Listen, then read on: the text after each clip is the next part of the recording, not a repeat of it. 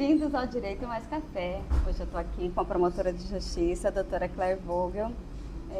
Nós vamos ter um bate-papo aqui na Vieiras Café Bar e Artes. Nós já tomamos um cafezinho turco, preparado no modo turco do Marcos, delicioso. E hoje nós vamos conversar sobre diversos assuntos, né? Principal e o primeiro deles, nós vamos falar sobre a violência contra a mulher. Essa chaga que assola a sociedade ainda até hoje, é algo que fala, nossa, mas você fala tanto, ai, não para de falar de mulher. Mas, gente, não se para de matar a mulher, infelizmente, ainda é muito atual e todo dia a gente vê mais uma notícia, mais outra notícia, né? Doutora, muito obrigada por ter aceito o convite. Estou muito feliz de ter a senhora aqui. Seja bem-vinda ao Direito Mais Café. Obrigada pelo convite. Fiquei muito lisonjeada por receber o convite, por participar desse programa e de conhecer, né, esse café delicioso, maravilhoso, coisa mais linda aqui. Estou encantada com essa decoração. E por conhecer esse café turco também, né, eu sou apaixonada, né? São duas paixões, né? É o direito, né, trabalhar nessa área que eu gosto muito, e o café. Amo café, sou apaixonada, todo mundo que me conhece sabe que eu sou cafezeira, então fico feliz também de conhecer esse café turco. E dizer que, assim, estou menina no Ministério Público tem 20 anos, né? Acabei de completar 20 anos. E voltando agora para a área finalística, né? Nessa atuação aí na área da violência contra a mulher, e bastante feliz e empolgada aí com projetos, né? Que ótimo. E é bom ver mulheres assim como a senhora atuando no Ministério Público e de uma forma assim efetiva e à frente, a senhora sempre à frente de diversos projetos, sempre buscando inovações, né? Desde quando a senhora estava lá na Subprocuradoria, sempre trazendo questões novas e inovações, justamente para trazer essa proximidade com a sociedade, né? Essa sua volta para a finalística e na violência doméstica, o que tem significado isso para você? Então, eu acho bem importante porque, assim, eu fiquei 6 anos afastada, né? Trabalhando 4 anos aí com o Dr. José Antônio, né? Como promotor auxiliar do PGJ, e depois 2 anos, né? Na gestão do Dr. Deusdete como subprocuradora administrativa na área meio, né? Atuando, conhecendo bastante a estrutura, né? Questão de orçamento, questão de investimentos e toda essa parte mesmo de administração pública, compras, licitações. Mas a gente sente um pouco assim, deslocado, perdido, porque a gente faz um concurso e eu sempre gostei muito, né? Atuei, né? Acabei trabalhando muitos anos aí na parte criminal, na parte civil, infância, então trabalhando mesmo na sociedade, atendendo muita gente na promotoria, né? Fiquei aí 1 ano em São Félix do Araguaia, 3 anos em Arenápolis, 6 anos em São José do Rio Claro, sempre trabalhando sozinha e atuando em todas as áreas, então sempre tinha muito atendimento, trabalhando de tudo e atendendo muita população também, né? Atendendo as pessoas e no extrajudicial, fazendo uma atuação assim bem em prol mesmo da comunidade. E depois fui para a Cidadania e Meio Ambiente, em Tangará da Serra, que eu fiquei 3 anos, e aí quando vim para a administração, saí um pouco dessa, né, área aí que realmente está mais próximo da comunidade e atuando numa parte mais burocrática. E isso vai deixando a gente um pouco assim, deslocado, porque quando a gente entra no Ministério Público, né, a gente tem essa motivação, esse ideal. E essa área de violência doméstica, né? É para ser promotor de justiça. Exatamente. E aí, assim, tem a atuação processual, eu acho que ela é importante, mas eu acho que essa atuação de projeto, de você conseguir mudar a comunidade, mudar a sociedade, atuar preventivamente, conciliar, fazer acordos que impactem diretamente aí uma quantidade grande de pessoas, isso aí é algo que assim, realmente me motiva mais. E aí agora, já na gestão, no último ano, eu já estava querendo, sedenta por projetos, então a gente já teve a oportunidade de trabalhar no diálogos com a sociedade, de fazer uma parte focada aí para as mulheres, que é Juntos por Elas, né, trabalhar aí no Observatório Caliandra, então a gente já tive essa oportunidade de voltar aí um pouquinho para a área finalística e agora, assim, dedicando 100%. Mas pensando também na prevenção, porque o que acontece, esse trabalho judicial, ele é um pouco desgastante e desanima um pouco a gente, porque a gente se sente aí enxugando gelo, né? A gente está fazendo um trabalho, mas que você não está prevenindo, você está trabalhando depois que o problema já aconteceu, muitas vezes, né? O feminicídio é um caso típico, né? A vítima já morreu, infelizmente a gente não consegue trazer ela de volta. O bem maior já foi perdido. Já foi, então a gente precisa aplicar penas altas, a gente precisa reprimir, a gente precisa prender o agressor, restringir direitos dele, mas a gente não vai trazer a vítima de volta, o problema já aconteceu. Então a gente precisa realmente ir lá e colocar o dedo na ferida e tentar entender o porquê que isso aconteceu, né? E como que a gente previne, como que a gente salva essas mulheres, como que a gente muda o comportamento desses agressores. Então, é nesse enfoque, é nesse trabalho aí de fomentar projetos, atuar aí na educação, principalmente na prevenção, que tem sido aí meu objetivo principal. Então, eu tenho focado muito nisso, tenho realmente dedicado tempo, né, a esses projetos, e a minha ideia é crescer e fazer com que eles aqui na comarca de Cuiabá, né, que é a minha atuação aqui em Cuiabá, sejam aí focados nesse trabalho de prevenção mesmo a esses crimes. A educação, a senhora vê como a principal ferramenta dessa prevenção, de se prevenir futuras violências domésticas, de se ter uma diminuição desses números que são tão alarmantes e assustadores, e cada vez a gente vê, quando vai para o jornal e vê mais um feminicídio, vê mais uma situação de violência contra a mulher, a gente se assusta assim, fala, meu Deus, mas quando que isso vai mudar? Tem hora que dá aquela sensação assim, será que isso vai mudar?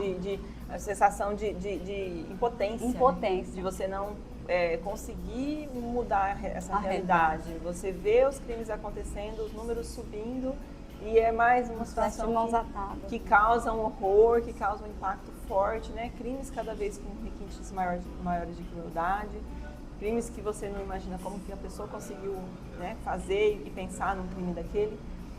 E, então eu acho assim que a educação é fundamental. A gente tem que focar, né, o nosso projeto principal aí, que a gente já está trabalhando nele, a ideia é começar já o quanto antes, é focar em adolescentes. Né? A gente teve aquela série Adolescência, né, que mostrou e escancarou, na verdade, coisa que a gente já sabia, esse universo dos adolescentes nas redes sociais.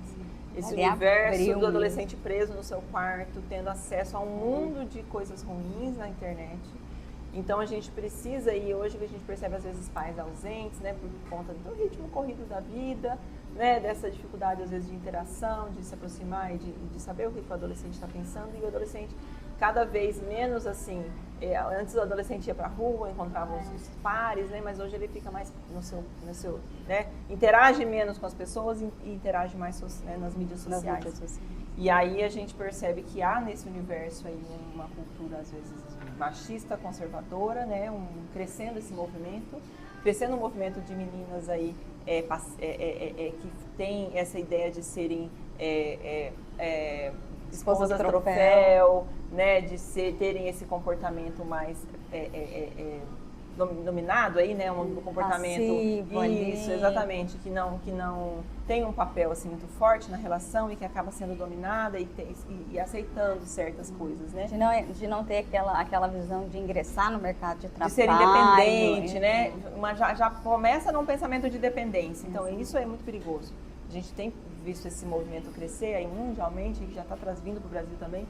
Então isso é muito perigoso, porque a gente vai ver uma geração aí que vai ter uma possibilidade maior ainda de sofrer violência, se isso seguir nesse ritmo. Então a gente precisa frear e trabalhar com esses adolescentes e mostrar que esse não é o caminho. E além disso, eles estão vivendo muito também dentro de casa a violência, né? Convivendo com ela como se fosse algo normal. Né? Ver dentro de casa o pai ou o companheiro da mãe ali agredindo a mãe, não só fisicamente, mas principalmente com palavras. Eu acho que a violência psicológica é a pior violência que existe, assim, no sentido que ela vai matando a mulher aos pouquinhos, ali, ó, vai minando aos pouquinhos. Causando marcas profundas, né? E irreparáveis às vezes, exatamente, né? Por vezes irreparáveis e traumas assim que por inúmeras vezes jamais poderão ser superados, ainda que com tratamento. Exatamente, a gente percebe que essas doenças da alma, né, essas doenças, a saúde mental dessas mulheres está ficando muito prejudicada, né? Elas sofrem, é um crime que é recente, né, no Código Penal, ele só foi surgir agora em 2021, ele, apesar de ter como previsão de tipos de violência lá na Lei Maria Penha, desde 2006 já havia a descrição da violência psicológica. Mas era muito subjetivo, né? Mas ele não existia como um tipo penal. Onde você encaixa isso? Porque a gente tinha ameaça, a gente tinha vias de fato, a gente tinha lesão corporal, mas a violência psicológica a gente não tinha. Esse xingamento era o que? Injúria, mas é ação privada. Então coisas solto, assim, né? Que a gente não conseguia realmente penalizar ou fazer com que isso fosse... de alguma forma, era assim, justificava uma medida protetiva, mas a gente não tinha isso como uma forma de você ter essa ação estatal, essa repressão. E aí surgiu agora mais recentemente, e aí as denúncias começaram a aparecer mais, né? As mulheres começaram a denunciar essa violência psicológica, e a gente percebe que a maioria vem sofrendo assim. A gente vê casamentos de 30, 40 anos em que a vítima a vida inteira sofreu essa violência. E às vezes ela nem não identificava isso como violência, ou a família, não, deixa quieto, ele é assim, o jeito dele é assim. E as vítimas vão ficando fragilizadas emocionalmente, vão desenvolvendo depressão, síndrome do pânico, ansiedade, estresse pós-traumático, né? Elas são diagnosticadas com esse estresse pós-traumático, semelhante, por exemplo, a quando uma vítima sofre um assalto ou quando perde uma pessoa da família. É o nível de estresse que a vítima sofre de ficar sendo vítima dessa violência psicológica por anos a fio, né? Tendo a sua autoestima minada, ela é xingada, ela é humilhada, ela é chamada de feia, de gorda, de velha. Você não vai conseguir mais ninguém se largar de você, ninguém vai te querer. E ela vai internalizando aquilo e vai sofrendo, e vai sofrendo. E começa até a acreditar que ela é aquilo. Exatamente. Que ele tá falando, ela né? perde até, assim, ela tem aquela, né, que ele vai... Ela perde a sua identidade. O pensamento, a ação narcisista, né, que vai acusando a vítima, e a vítima vai até desacreditando dela mesma, né? Ela vai achando que ela que é o problema, né? Ele vai fazendo ela acreditar que ela que tá louca. E a gente tem percebido essa gravidade porque tem surgido muitos casos de suicídio. A gente teve muitos casos, por exemplo, aqui em trabalho de suicídio de mulheres e que estão ligados a esse tratamento que elas vêm sofrendo de violência psicológica. Então, é muito comum e isso está se aumentando muito. Então, se a gente não fizer, e é nisso que é importante o nosso trabalho em rede. Porque não adianta o judiciário, o Ministério Público, né? A gente trabalhar ali no sentido da repressão só no processo e não tratar essa pessoa, né? Não tratar, não acolher essa vítima. Então, é uma atuação da saúde, da ação social, de todas as instituições que fazem parte da rede de enfrentamento. Nós temos uma rede aqui em Cuiabá formada por várias instituições do Estado, do município, do judiciário, né? Então, vários órgãos fazem parte com a ideia de acolher, proteger e dar de todo forma esse integral, suporte, né? Essa estrutura, inclusive, de acompanhamento psicológico e psiquiátrico dessa vítima. Porque para essa vítima, principalmente a vítima de violência psicológica, a prisão, a simples prisão do autor do crime, é algo que não vai fazer tanta diferença para ela enquanto vítima, para o emocional dela. Sim. Porque ela vai continuar com o emocional dela destruindo, ela vai continuar com a estima dela no lixo. Exatamente. Não, são feridas que não curam, né? Às vezes uma agressão física, ela vai curar, ela vai passar, vai esquecer, vai conseguir evoluir. Agora aquela marca que ficou lá no psicológico, no emocional dela, vai carregar para sempre. Exatamente. Eu vi assim muito em casa mesmo, né? A minha mãe foi vítima de violência doméstica e a violência psicológica era constante, né? De ser chamada dizendo que ela estava velha, que ela estava gorda, que se não quisesse ela, ninguém mais ia querer, se largasse ela, ninguém ia querer. E aquilo foi minando ela. Ela se via realmente como alguém capaz. Então ela ficou presa num relacionamento em que ela era agredida tanto psicologicamente quanto fisicamente por 14 anos, por acreditar nas coisas que eram ditas contra ela, né? De não poder cumprimentar alguém na rua, porque senão já vai achar que está traindo. Essa acusação de traição ela é bem comum na violência psicológica. A vítima ela fica tão presa, né, a esse comportamento possessivo, né, do agressor, do narcisista, que a vítima ela tem medo até do que ela vai fazer. Se ela pode cumprimentar alguém, se ela pode conversar com alguém, ela tem um controle, por exemplo, do seu celular. E é interessante, né, nessa questão de violência, hoje o celular, ele é personagem das questões. A gente vê muito caso, por exemplo, que o agressor quebra o celular da vítima. Ele esconde o celular dela, ele quebra o celular dela, porque o ódio por isso, porque ela está se relacionando, está conversando, está mantendo contato com o mundo fora daquele relacionamento através do celular. Porque antes o isolamento era total, Exatamente. Né? Então, assim, esse cárcere privado, ele fica às vezes prejudicado se ela está com o celular. Então, ela consegue manter ainda contato com o mundo exterior, né? E aí, ele destrói o celular. Então, a gente tem muitos casos de crime de dano, de destruição do celular. Por conta disso? Por conta disso, desse comportamento. Um relacionamento em que a pessoa falava assim pra mim, porque você tá me traindo com fulano, você tá me traindo com fulano, você me traiu com fulano. E ia repetindo aquilo. Tinha dias que eu parava assim, eu ficava, falou, não, acho que eu vou falar que eu traí mesmo. Quem sabe acaba com essa palhaçada, porque eu não aguento mais ser acusada. Eu acho que eu vou concordar.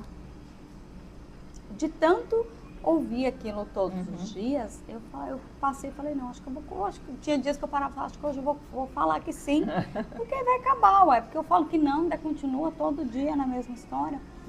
E aquilo vinha me destruindo por dentro, né? Então causa um abalo psicológico, muito, né? Emocional. Porque, assim, eu falo, poxa, eu sei de mim, daqui a pouco eu já não estava sabendo de mim mais. E esse comportamento, esse ciúme, esse comportamento possessivo, ele é interessante a gente perceber que às vezes você está numa audiência falando com o réu, por que você estava perseguindo? Ou porque, né? Aí ele fala, não, mas ela estava me traindo. Mas você vê que é um relacionamento que já tinha acabado. Não tinha mais relacionamento nenhum, né? Eu fui lá naquele estabelecimento, uma situação de perseguição. Tem muito, né? A vítima quer sair à noite, quer às vezes sair, jantar com as amigas, fazer alguma coisa. Não, eu fui lá atrás dela porque ela estava me traindo. Mas como ela estava te traindo, se vocês já tinham separado? Vocês tinham ainda alguma... Quer dizer, eles ainda ficam na cabeça, assim, mesmo que após a separação, que é um absurdo, se a vítima conseguir arrumar outra pessoa, é traição. Na cabeça deles ainda acho que é traição. E ainda que ele tenha outro relacionamento, exatamente, né? Exatamente. Às vezes, mesmo com outro relacionamento, ele não desvincula. Ele continua com aquela situação possessiva do anterior. É algo assim assustador. Aí usa as né? crianças. E hoje a gente tem mais uma violência muito grave, né? Que é a questão da violência vicária. Que está prestes a virar lei, né? Está lá no Congresso para análise aí, já foi aprovado nas comissões, né? Vai ter projeto de lei em andamento no Congresso, que é incluir uma 7ª forma de violência na Lei Maria da Penha, que é a violência vicária, que é aquela em que o agressor usa os filhos, né? Que a gente tem percebido casos aí muito sérios de crimes em que o agressor, ele usa o filho, ele às vezes agride, mata o próprio filho para atingir a vítima. E a vítima fica viva, não atinge ela, mas para que ela sofra e saiba por que isso aconteceu. E isso se repete muito, né? Aqui em Cuiabá nós tivemos aquele caso do menininho que foi jogado da ponte, né? Ele matou o filho da ex-companheira e a mãe dela, né? Ele chegou na casa, ela não estava, ela tinha saído, ele matou o filho dela e a mãe dela, ou seja, então já que não vou atingir você de alguma forma. Até essa situação agora recente que aconteceu, né, da adolescente que foi jogada no poço. Exato. A informação é que, a última pelo menos, né, do depoimento que a gente viu pela imprensa, é que ele teria dito que ele tinha ciúme e não aceitava que a esposa, né, a companheira, dava mais atenção para a filha, né, então assim, tinha ciúme da relação dela com a filha. Aí por isso matou a filha para atingi-la. Então, já que você dá mais atenção para ela do que para mim, eu vou tirar ela do caminho. E a própria lei, né, da alienação parental, hoje o pessoal tem um movimento muito forte aí, né, das questões de gênero para a revogação da lei, porque ela infelizmente tem sendo utilizada hoje para atingir as mães, as mulheres vítimas de violência. Então usa-se essa lei de forma a beneficiar o agressor, não porque ele queira, porque ele ama, porque ele precisa, não, ele quer de toda forma atingir a mulher, restringindo visita, tirando guarda de filhos da mãe, para que ela realmente sofra e fale, você não quis se separar de mim, então eu vou pegar os seus filhos, vou pegar os filhos para mim. Então, e não tem nada que atinja uma mulher, uma mãe do que os filhos, exatamente, né? Nós estamos aqui às vésperas do Dia das Mães, né? E nada, eu acho que atinge mais uma mulher que é mãe do que algo com relação aos filhos, né? Tanto que a mãe tem esse dom de querer sempre se colocar no lugar do filho, de querer sofrer no lugar do filho, de querer sentir a dor no lugar do filho, né? E a forma mais cruel de se atingir uma mulher é justamente se atingindo os filhos, exatamente, né? É algo assim assustador o quanto que as pessoas podem ser perversas, né? E a mulher sempre esteve, desde de forma cultural, ancestral, na nossa sociedade, como vítima de inúmeros crimes e crimes naturalizados. Não, isso aí não é crime, isso não. A doutora Lindinalva, quando fazia o projeto no CRC, que não existe mais, né, no antigo Carumbé, como era conhecido, lá em casa quem manda é o respeito. Quando começou o projeto, né, que era diretamente com aqueles réus de crimes contra a mulher, a maioria deles falava assim, mas doutora, eu não entendo por que eu estou preso. Eu não fiz nada, eu não sou bandido, eu sou pai de família, eu só bati na minha mulher. É bem assim, exatamente. Assim, esses projetos da doutora Lindinalva, aproveitando a oportunidade, a doutora Lindinalva fez projetos maravilhosos, né? Inclusive eu me espelho muito no trabalho dela, porque ela, assim, foi um marco, né? Lá no início da Lei Maria da Penha, foi a primeira promotora Foi a primeira a aplicar a Lei Maria da Penha no Brasil. Então, fez um trabalho muito grande de divulgação, né? Em livros, inclusive tem um livro dela. Ela fez esses projetos e realmente ela ficou muito marcada. Até hoje as pessoas falam dos projetos, né? Ia nas escolas, ia nas empresas, né? Falar com os homens, né? Homens que agradam, não agridem também, que é um projeto que até hoje muita gente fala e pede a cartilha, porque a cartilha ficou maravilhosa, né? A gente até hoje reproduz a cartilha por conta desse projeto que já acabou, mas que as pessoas ainda lembram e reproduzem. Então eu acho que foi um trabalho excelente. E é muito interessante porque o agressor de violência doméstica, muitas vezes, ele é um tipo de criminalidade que a gente tem que tratar de forma diferente. Por quê? Porque ele não se vê como criminoso, até porque fora daquele relacionamento, ele é uma pessoa acima de qualquer suspeita. Perante a sociedade ali, ele é bom servidor, funcionário, né, trabalhador, ele é uma pessoa atuante na igreja, ele é bom com os vizinhos, ele não tem a própria família às vezes não consegue saber que ele tem aquele comportamento com a mulher. Então, ele é uma criminalidade que acontece dentro de casa. A maioria dos processos não tem testemunhas, né? Por isso que a gente sempre leva muito em consideração a palavra da vítima. Nesses casos de a jurisprudência do tribunal, ela é bem tranquila nessa situação que a gente, se ela sendo uma palavra coesa, né, se os depoimentos dela sempre forem sempre harmônicos e sem contradições, a gente tem que considerar mesmo que não tenha testemunha, porque é um crime que acontece dentro de casa. E que às vezes quem presencia é só a criança pequena ali, que não tem nem condição de testemunhar. Então, é uma realidade diferente. Então, e os agressores, agora que eles estão começando a perceber, né? E muitos ainda não percebem, né? A própria violência psicológica mesmo é uma violência que muitas vezes eles acham que não é violência. É invisível, que é normal, né? Porque a vida inteira ele viu o pai xingar a mãe, falar essas coisas, essas brincadeirinhas, essas coisas sem graça. Aí ele vai reproduzir isso, né? E aí o filho vendo aquilo, se a gente não... chegar um momento que a gente parar, ele vai fazer isso também com a esposa, com a companheira lá na frente. Ele vai ser, a propensão a ele ser um agressor é muito grande, né? E também dessa filha de aceitar as violências, né? Eu vejo, pelo meu caso mesmo, analisando a forma como eu via o meu pai tratando a minha mãe. Então, para mim, assim, eu falava assim, não, nunca vou aceitar que homem nenhum me bata. Então eu enxergava a violência só como algo físico, mas não enxergava a violência psicológica. Que às vezes é até mais marcante e acontecia muito maior parte das vezes, né? Sim, acontece de forma às vezes constante, né? Diariamente ali, numa brincadeira, diante dos amigos, um menosprezo. Nossa, mas você é burra, né? Essas questões, essa humilhação pública. E até a família mesmo não enxerga aquilo como uma violência. Né? E se a mulher fala, não, isso é uma violência. Não, tá doida? Ele nunca te bateu, nunca encostou a mão em você. É isso mesmo. Então, assim, a gente precisa conscientizar. Esse trabalho de conscientização, ele é muito importante, né? Ele é um papel, assim, que a gente precisa fazer para mostrar para as pessoas. Tornar aquilo mais fácil de identificar a violência. E também o adolescente saber identificar que aquilo que ela presencia dentro de casa não é normal. Né? A gente falava isso ontem com uma reunião com o pessoal da SEDUC, né, sobre esse projeto. E é uma das coisas que, né, eles têm um trabalho bem interessante no meio de mediação, né, de escolar, sobre as violências, trabalham todas as violências, né? Violência sexual, violência doméstica, violência na escola mesmo, né? As brigas, bullying, outras coisas. E é interessante que eles, às vezes, vêm com uma carga de achar que aquilo tudo é normal. E refletem ali na escola, né? Esse comportamento na escola. Então, a gente precisa mostrar e trabalhar isso neles e mostrar que não é normal, que não é aceito, que a gente não pode aceitar que eles vejam a mulher como um objeto, que menosprezem a mulher, que tem essa dificuldade de aceitar o não da mulher, que a mulher, ela é porque ela está comigo, ela tem que fazer o que eu mando. Ou ela está comigo, ela tem que ser, agir como eu acho que tem que ser.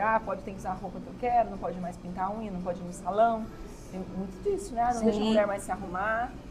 Não pode Mas pintar para que a unha, você não você pode vai usar determinada roupa, não pode... Você é bonita natural. Vem disfarçado de muitas coisas. Assim. Você é bonita natural, eu gosto de você do jeito que você é. Você não precisa pintar o cabelo para ficar bonita, você já é bonita. E vai só acabando, né? E depois quando ela não se arruma, não, porque você tá feia. Você tá feia, feia, você não se arruma, você não se cuida. É exatamente essa forma de tratar aí que vai se crescendo. Então a gente precisa fazer com que os meninos mudem essa mentalidade, né? E que não façam isso. Então acho que o único jeito, né, de tentar diminuir essa guerra, né? Porque a gente vive literalmente uma guerra, né? A ministra Carmen Lúcia, né, num evento em São Paulo na semana passada, ela falou isso. Ela disse que nós vivemos hoje uma guerra contra as mulheres, né? Que a gente teve ano passado, em 2024, 20 milhões de notícias de crimes de violência contra a mulher. Então 20 milhões é 10% praticamente da população brasileira. Então é uma guerra que a gente vive contra as mulheres.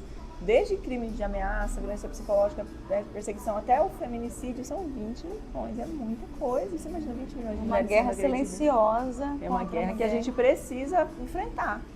E a gente tem que atuar em várias frentes, né? A gente tem que atuar na frente da educação, mas a gente tem que falar com os homens, a gente tem que divulgar, a gente tem que reprimir, nesse sentido, a legislação que torna os crimes com penas maiores, né? Que torna mais rígida e a penalização, ela é importante, né? A pena do feminicídio aumentou aí para 40 anos, que pode inclusive ser aumentada em algumas situações ainda até mais 20 anos. Então, assim, a gente pode chegar a uma pena bem alta mesmo, né? Uma pena máxima bem alta. Então, a gente tem que aplicar, tem que repreender bastante, sim, mas a gente tem que atuar também na prevenção, a gente tem que arrumar mais meios de proteger. Não é o único mecanismo, né? Não deve ser, aliás. Exatamente, porque até quando já aconteceu, a gente não consegue realmente voltar atrás e nem trazer a vítima de volta. Agora, eu vejo, por exemplo, mecanismos como a questão da tornozeleira, né? A mudança legislativa que a gente teve, muito importante, no sentido de proteger, de impedir que esses crimes aconteçam. A vítima que já está sofrendo alguma violência mais leve, mas assim, grave também, mas que não seja ainda o feminicídio, né? Uma lesão corporal, uma ameaça, ou mesmo uma violência psicológica, e que busque a justiça e que peça uma medida protetiva, ela vai poder ter mecanismos de se proteger de uma reaproximação, né, de sofrer mais, de continuar sofrendo essa violência. Então a tornozeleira com o botão do pânico, ela é fundamental para que a gente consiga realmente proteger. Até porque com a tornozeleira, ela vai saber que ele rompeu aquele raio determinado de distância, 500 metros, normalmente é 500, metros, pode ser 1000 metros, às vezes a maioria são 500 metros. Então, quando ele se aproxima 500 metros, ela já consegue saber, já recebe lá a notificação, já aciona e ela já pode buscar ajuda, não precisa esperar ele pular o muro, ele arrombar a porta para entrar. Não então, precisa levar a primeira facada para poder pedir ajuda, né? Ele dá tempo, né, da polícia chegar, de solicitar ajuda, de pedir apoio, né? Então, e a polícia consegue ter acesso à localização dele também, né? Exatamente. Então, assim, é algo bem efetivo, eu vejo como um mecanismo bem efetivo muito importante. De combate ao feminicídio, a questão do botão do pânico associada à tornozeleira. E aí, hoje, com a mudança da lei, a gente já consegue aplicar isso como medida protetiva desde o início, independentemente do processo criminal ou de prisão já ter acontecido. A tornozeleira era só vinculada ao crime. Hoje ela já entra como uma medida protetiva, antes ela era só uma cautelar criminal.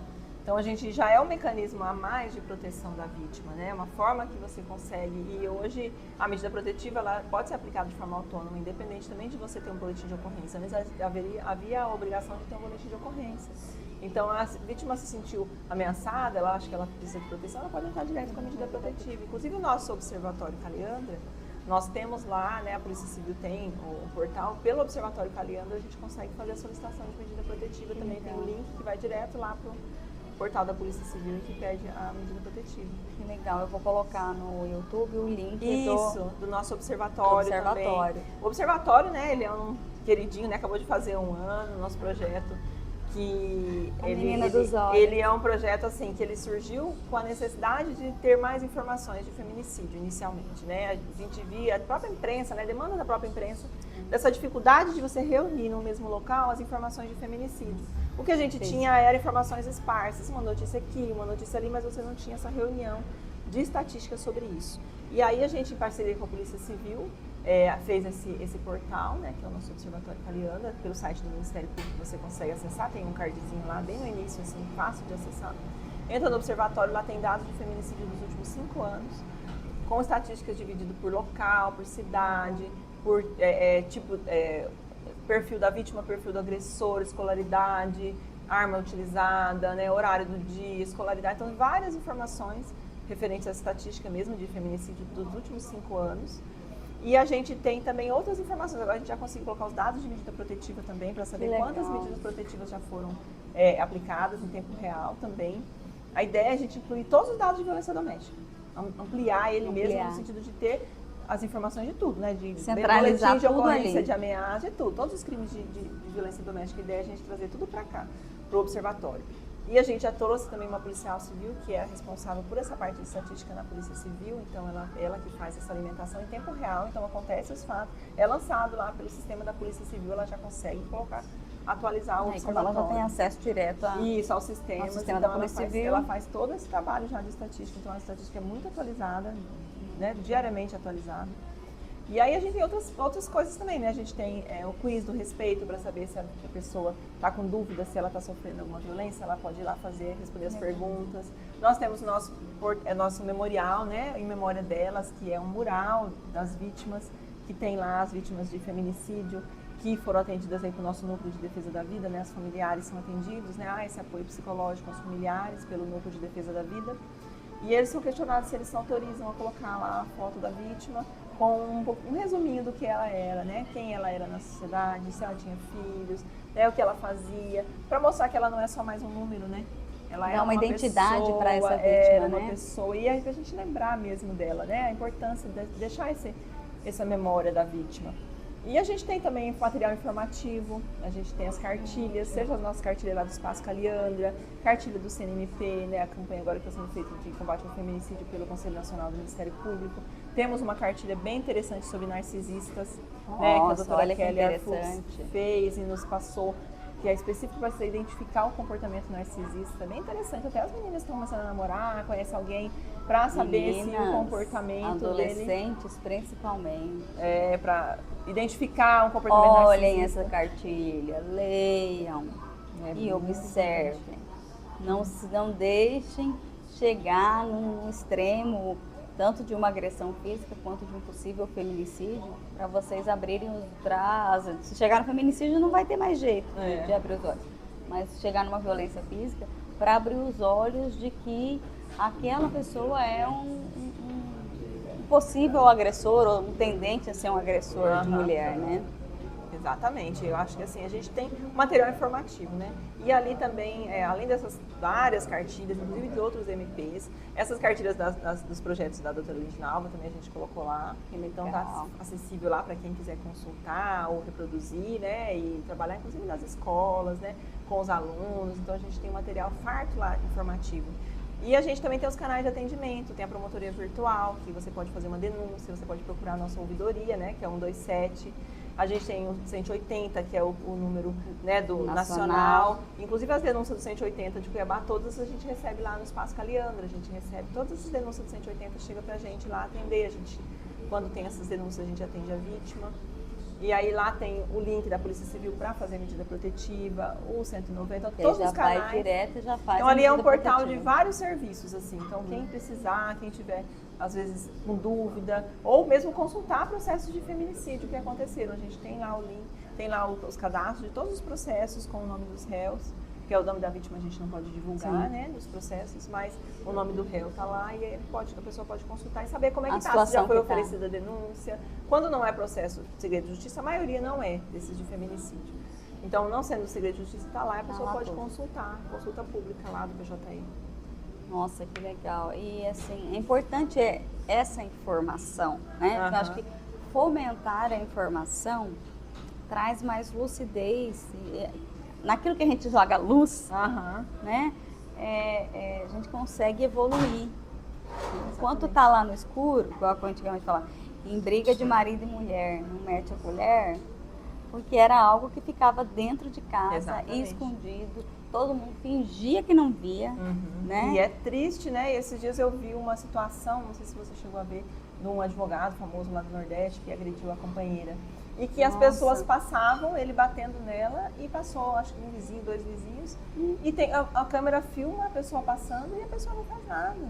Né? Hoje a gente tem legislação, por exemplo, o pessoal do condomínio, sim, são obrigados a notificar se eles ficam sabendo de alguma situação. Então, a gente precisa que a sociedade também se comprometa com isso, né? Exatamente. Você achar assim, a mulher está apanhando ali, é normal, ela se vira. Quer dizer, é um absurdo, os vizinhos têm, ouviu alguém pedindo socorro, ficou sabendo, tem que denunciar. Tem que denunciar. Até porque a maior parte desses crimes, eles são de ação privada.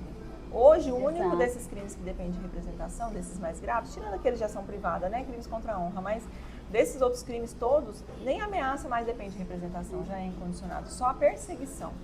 A perseguição ainda depende de representação, mas todos os demais, lesão corporal, ameaça, esse crime de via de fato, todos eles são incondicionados. Então, se chegou a comunicação lá, a vítima querendo Depende ou do não, interesse da vítima dela a querer. gente dá andamento, até porque tem interesse que, não é interesse só daquela vítima, é interesse de toda a sociedade, até porque normalmente esses agressores repetem comportamento, ele pode chegar a um feminicídio, então é interesse que a sociedade proteja essa vítima, mesmo que às vezes ela ache que não queira, né? Porque a gente sabe também que muitas vezes a vontade dela está comprometida, né? Tá. Ela está num ciclo de violência, ela está numa situação de dependência emocional que ela não enxerga que ela é vítima ou que aquilo ali realmente causa um risco muito grande para ela ou mesmo para os filhos, né? Não, ele não vai me matar, ele me ama. Ele faz isso porque ele estava nervoso, aconteceu alguma Bebeu, bebeu. não, porque ele só faz isso quando bebe, né? Aí Tem bebe todo muito dia. disso.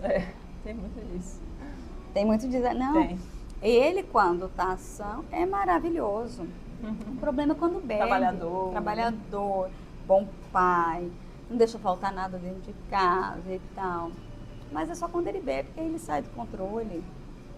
Essa fala, infelizmente, é corriqueira. E aí essas aí acabam muitas vezes sendo vítimas aí de feminicídio mesmo. E assim, é um crime que essa violência contra a mulher, ela é meio que gradual, né? Ela começa... Normalmente ela não começa pelo feminicídio, né? Ela vai começar lá numa violência psicológica, né? Num xingamento, numa humilhação. Aí depois ela vai passar por uma ameaça, por uma lesão. E aí, lá no final... chega no feminicídio. É uma gradação mesmo de violência. Se ela denuncia, né? A gente vê muitos casos de medida protetiva que realmente salvam. A pessoa fala, mas a medida protetiva não consegue salvar. Salva. Hoje os feminicídios, a grande maioria, as vítimas não tinham medida protetiva. De 47 do ano passado, apenas 46, quer dizer, apenas uma que tinha medida. Que tinha. As outras 46 não tinham medidas. Então, quer dizer, possivelmente se elas tivessem buscado, pode ser que elas estivessem vivas hoje ainda. E a maioria também nunca tinha denunciado, né? Exatamente. Fica nessa não assim. tinha denunciado. Eu não acredita que ele vai conseguir fazer isso. A mulher, ela acaba sendo incrédula, né? De que aquela pessoa que ela ama, que ela tá do lado, que ela possa fazer algo contra ela, que ela possa matar ela, né? Exatamente. Ela não consegue acreditar nisso. Ou às vezes é aquela síndrome da mulher salvadora, né? Ele fez isso com outra, vamos supor, bateu em outra, uma outra, ele ameaçou outra, mas comigo isso não vai acontecer, comigo é diferente. E ele promete que vai mudar, né? Porque é aquele ciclo, né? Ele começa com a frieza, aí depois a violência e a lua de mel. E na lua de mel ele faz muitas promessas. Vamos sair, manda flores, né? Vira um doce, dá presente, vira aquela pessoa exemplar. É o amor da minha vida. Mas isso é temporário, né? Aí passa depois novamente aquele ciclo. Então, assim, quem é violento, ele não consegue sustentar muito tempo, né? Normalmente, eu vi esses dias falando, né, sobre a questão do homem agressor. Muitas vezes é aquele relacionamento que começa naquela intensidade, ele é muito intenso, né? De repente ele chega, já manda flor, já tá apaixonado, já quer casar rápido, né? Vira-se aquele furacão. Né? E aí, depois que começa a aparecer, né? A pessoa às vezes acaba se envolvendo tanto, né, a mulher, que ela não consegue enxergar, né? O que às vezes está muito nítido. Mas ela só vai enxergar depois que, né, baixa a poeira, esfria, entra na rotina. Aí é que começa realmente a aquela história quando você está dentro da situação, você não consegue enxergar a situação no todo, como ela é, né? E na violência doméstica isso é muito típico. Quem está dentro da situação não consegue, principalmente em casos das violências psicológicas, né? Das violências que não deixam marcas físicas, ela não se enxerga, às vezes, que está dentro dessa situação, né? Eu tenho uma amiga que uma vez a gente conversando e tal, ela foi falando algumas coisas, um relacionamento que ela tinha tido antes. Aí eu peguei e falei assim, olha, você foi vítima de violência psicológica, isso. Ela falou, caramba, eu era vítima de violência psicológica diariamente, uma pessoa esclarecida, e eu não sabia. Não percebeu, né? Não porque percebia. Ela fica meio que hipnotizada ali naquele relacionamento. Exatamente. E que às vezes quem tá de fora fala e a pessoa não aceita, né? Às vezes fala assim, nossa, mas esse cara é maravilhoso, como você vai perder esse cara? Esse cara é perfeito, é isso. Fora de casa. É, a sociedade. E a vítima, às vezes, a gente percebe que ela fica sozinha, né? É o que acaba levando a essa situação de doença mental, porque as pessoas não apoiam, né? Às vezes até a família mesmo, né? Não acredita que ela está sofrendo essa violência. E isso aí que é muito triste, né? Ela vai sendo diminuída até que ela perde. Você vai denunciar ele, ele vai ter que responder uma ação penal, ele é pai de seus filhos, você vai fazer isso com o pai de seus filhos. É algo assim a família toda vem nessa pressão, né?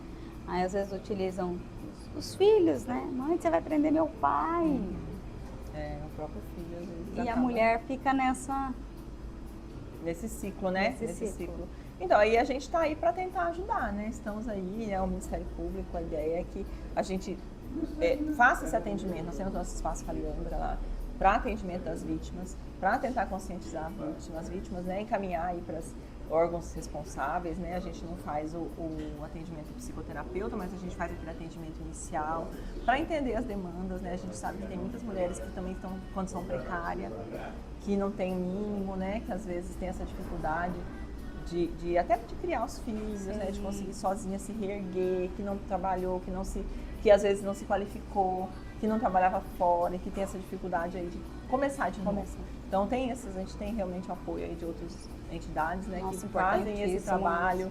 Inclusive a Secretaria da Mulher agora está com uma parte de empreendedorismo, né, que ajuda aí a colocação no mercado de trabalho dessas vítimas, qualificação, né, tem parceria aí, nós estamos com o Ministério Público do Trabalho também, para indicar, o Ministério Público do Trabalho, quando faz um termo de ajustamento de conduta, coloca que as empresas têm que dar um percentual de vagas para vítimas de violência doméstica. Então esse termo de ajustamento foi firmado no passado.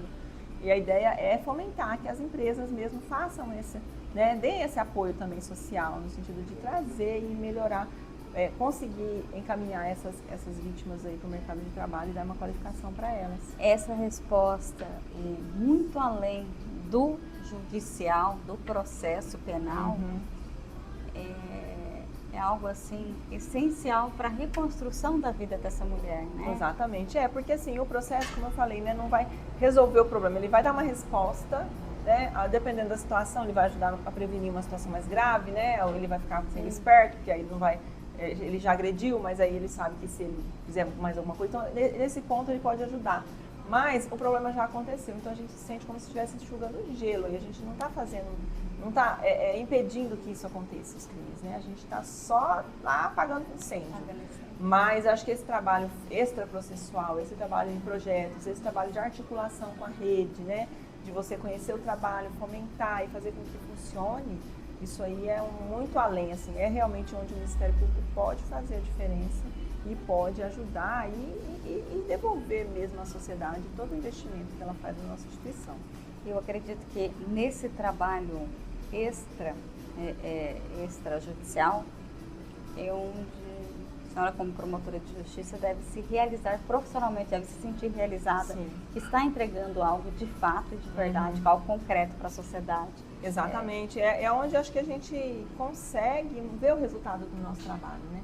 Porque, assim, seja lá, né, por exemplo, num trabalho burocrático que você está fazendo na área meio, seja você está dando a base para que os promotores façam, sim, mas você também está na atuação processual, você está fazendo o seu trabalho, faz parte do seu trabalho, só que a gente não consegue ter noção, assim, do impacto, como quando a gente está atuando nos projetos, quando você está indo numa escola, quando você está fazendo uma palestra, quando você está fazendo um projeto em que as pessoas estão lá denunciando, vendo, né, esse trabalho mesmo que foi feito com Diálogos da Sociedade, que você estava lá no shopping, por exemplo, numa bolha, que as eu achei um projeto pessoas sensacional. iam lá e tinham a coragem de denunciar, né, porque viam que estava sendo feito um trabalho ali, que aquilo ali, o Ministério Público não precisa você ir lá no prédio, eu não sei, não sei nem com que roupa eu vou, não sei como que faz para entrar, Aqui entra, onde fica, né? Então, assim, num local ali que as pessoas estão passando, que as pessoas estão indo sem aquele formalidade, então as pessoas veem você como um igual e tem,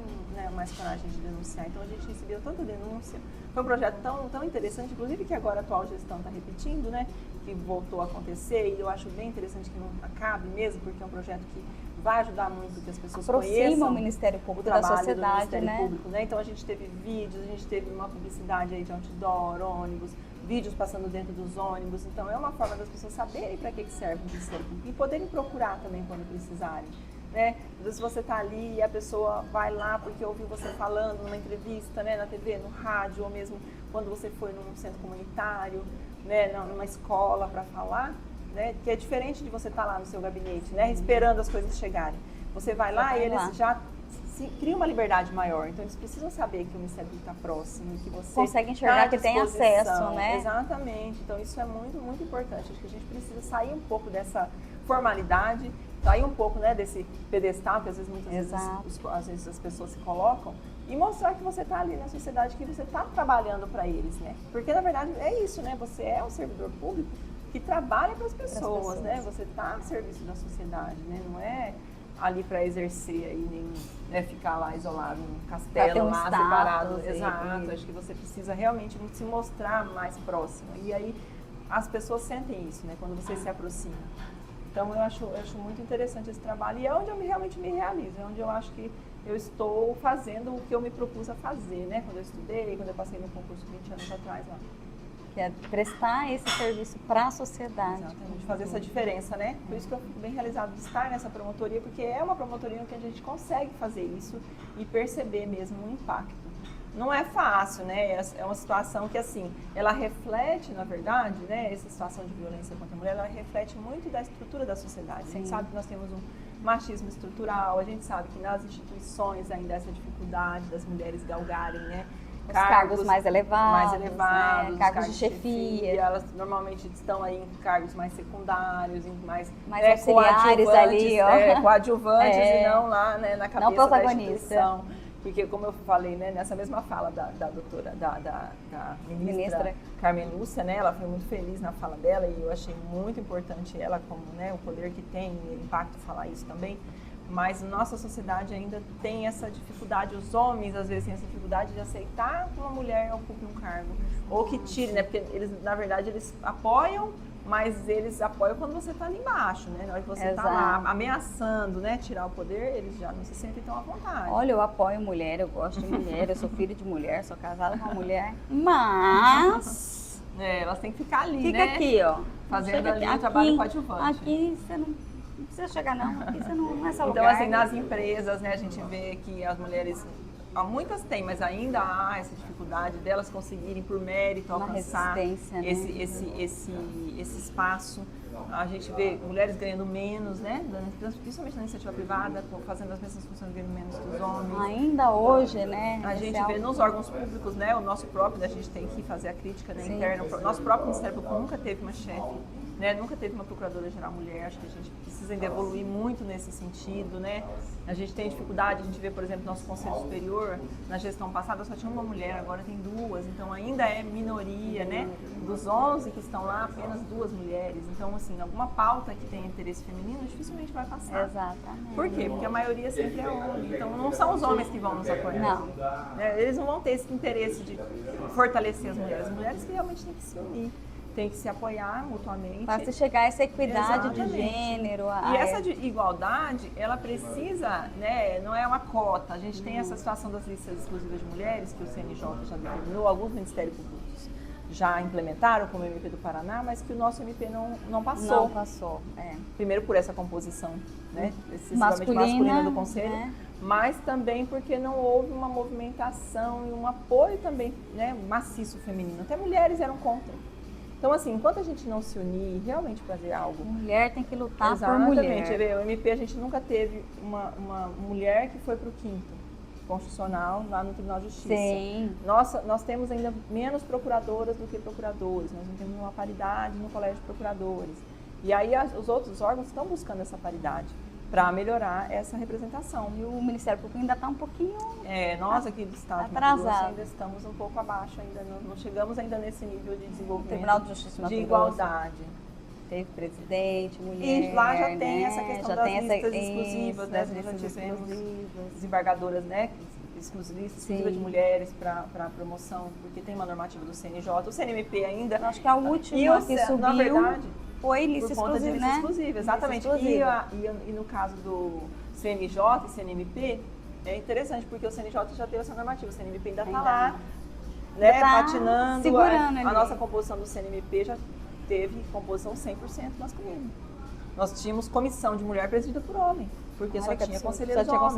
Então, assim, o CNMP ele já reflete esse conservadorismo do Ministério Público, por ter uma composição sempre majoritariamente masculina. Mas eu acho que o MP, ele, como um todo no Brasil, ele tem evoluído, tem aumentado a quantidade de mulheres, né? Uma instituição, antes ela era praticamente mais homens, hoje a gente vem subindo, né? Aumentando, né? Nós já temos um pouco mais de 1/3 de mulheres no Ministério Público. Né, a gente pode ser daqui a pouco a gente, né, próximo de chegar aí na metade, nos próximos concursos, acho que a gente tem tido aí nos últimos concursos a aprovação de mais mulheres.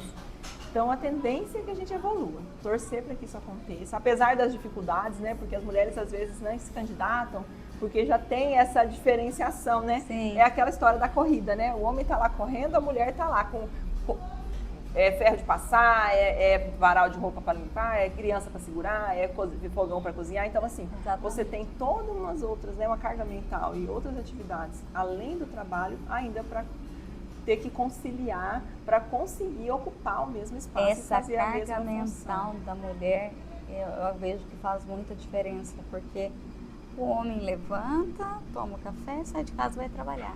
Exatamente. A mulher levanta, vai arrumar as crianças, vai preparar o café, vai fazer isso, vai pôr roupa na máquina para lavar. Exatamente. E aí sai para trabalhar, volta, vai... Tem que saber o que vai fazer no almoço. Tem que saber o que vai fazer. Aí tem que preocupar, exatamente, tem que se preocupar com o que vai fazer no almoço, que hora que tem que buscar a criança na escola, depois o que vai fazer de janta, tudo. Preocupar com a tarefa. A tarefa é sentar e fazer a tarefa com o filho. Nossa, então, tem tarefa de casa. Então tem várias outras questões que às vezes os homens ainda não têm, historicamente, essa preocupação, né, essa carga mental. Que às vezes até faz, né? Muitos homens ajudam e fazem. Mas essa carga mental de você saber o que tem que ser feito, né? Definir, estabelecer. De organizar o dia todo na cabeça. Isso aí é muita coisa, às vezes, né? Para as mulheres. Então, elas têm essa dificuldade, às vezes, de buscar algo além, né? Um cargo maior, porque já tem tanta responsabilidade para conseguir conciliar mais uma. E outra questão, né? Um cargo desse de poder, você precisa viajar, você precisa participar de eventos fora do expediente. Exato. Então, como que uma mulher que tem filhos, né, pequenos, não vai fazer isso? Então, tem toda essa dificuldade. Exatamente. Já que a gente, né, todas essas... E aí, ainda, às vezes, a falta de apoio soma tudo. Então, às vezes, a gente não consegue nem ter candidatas mulheres para conseguir que nem todas têm o apoio do companheiro ali. Isso, então, assim, é algo que, assim, vai ainda... Eu acho que a evolução da sociedade, a evolução da instituição vai fazer com que a gente realmente consiga melhorar e chegar nessa igualdade. Mas ainda vai um pouquinho de tempo. Ainda vai um tempinho ainda para chegar lá. Vamos lutando, né? Tentando aí no dia a dia, mostrando trabalho. Vamos fomentar isso.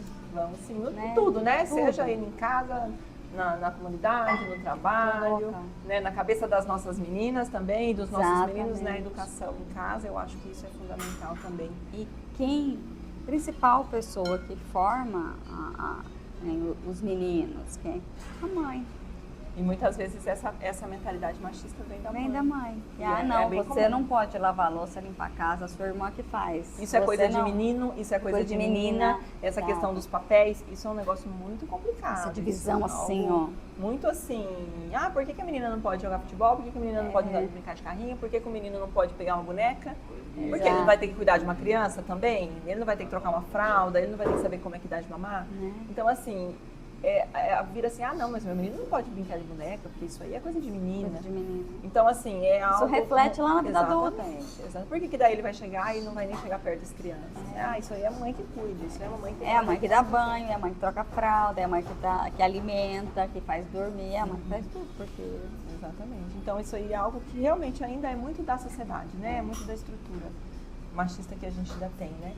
Mas eu acho que isso vai evoluindo com o tempo, né? Vai construindo, a partir dessa parceria com a educação, sim. Eu acredito que a gente consegue chegar lá. Vamos sim, vamos evoluindo. Doutora, muito obrigada pela presença, eu estou muito feliz de tê-la aqui. Essa conversa nossa foi maravilhosa. Tivemos aqui um imprevisto que não tinha gravado, tivemos que gravar novamente.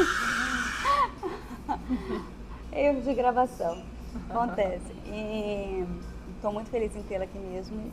E mais feliz ainda de saber que a senhora está lá na violência doméstica e com essa visão social, dos projetos sociais, retomando muita coisa que tinha ficado um pouquinho estacionada, mas e com essa visão educativa, que acho que nada mais importante da educação para mudar comportamentos e conceitos. Né? Exatamente. Obrigada pelo convite, fico muito feliz de conhecer aqui o seu trabalho, né? Já acompanho aí no Instagram.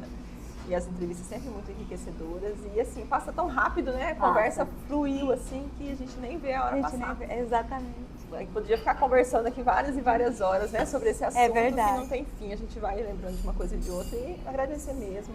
E dizer que nós estamos à disposição agora ali na sede das promotorias, né? Trabalhando aí junto ao núcleo de violência doméstica e familiar contra a mulher, né? Nosso espaço Falhando, aqui está aí para receber as vítimas. E qualquer cidadão que queira, né? Fazer sugestão, reclamar, falar, fazer alguma denúncia e nos auxiliar também, né? Nos ajudar em parcerias para essas campanhas, para esses projetos que a gente tem, né? A gente vai buscar, nós estamos querendo fazer um concurso de vídeos com os adolescentes, vamos precisar de parceria da iniciativa privada, inclusive para premiação. As empresas que quiserem ajudar. Empresas, né? Vamos comentar isso aí, vamos ajudar. Nos ajudar, né? Patrocinando mesmo prêmios para os adolescentes, porque é uma forma aí de você inundar a rede social de coisas boas. A gente sabe que tem tanta influência ruim, vamos fazer um vídeo, vamos fazer esses adolescentes estudarem sobre isso, conhecerem essa temática, fazerem vídeos e vamos usar a criatividade para algo bom. Para algo bom, e isso aí já mudar a mentalidade deles também, porque a partir do que eles estão elaborando, que eles estão fazendo o vídeo e que eles estão aí batalhando para ganhar um prêmio, eles vão ao mesmo tempo aprendendo e eles vão estar absorvendo tudo, né? Então, assim, agradeço mesmo o espaço. Gostei muito de vir aqui e dizer que nós estamos à disposição e que o Ministério Público está aí para fazer a diferença mesmo na sociedade. Muito feliz. O Direito Mais Café está sempre com um espaço aberto para a gente fomentar as coisas boas e importantes para a sociedade. Até a próxima. Tchau, obrigada.